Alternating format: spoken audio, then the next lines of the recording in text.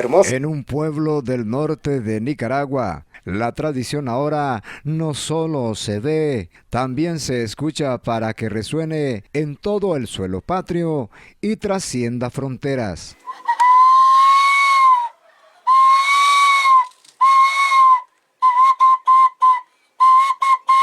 Arnulfo Gómez, originario de este pueblo indígena, ha dedicado parte de su vida a trabajar el jícaro, transformándolo en piezas utilitarias y decorativas inspiradas en arte precolombino.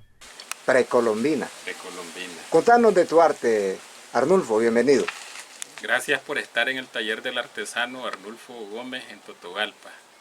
Mi trabajo es la elaboración de arte en jícaro. Bueno, de hecho pues se le ofrecen paisajes nacionales de la zona, se le ofrecen cosas precolombinas, diseños precolombinos, se le ofrece, digamos, lo que acaban de ver ahorita, apreciarlo, que son los sonidos indígenas. Hoy, su talento ha dado un paso más allá. A su repertorio ha incorporado la elaboración de pitos hechos de jícaro, capaces de imitar con sorprendente precisión el canto de aves, generando sonidos que parecen salir directamente de la naturaleza.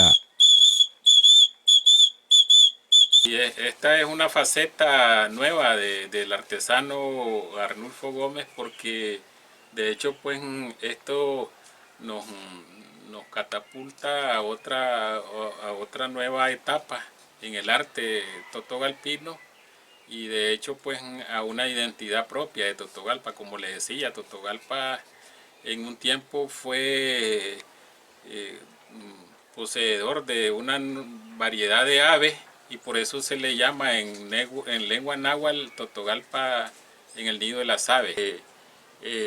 Una pieza de estas... Esa, por ejemplo, ¿cuánto vale?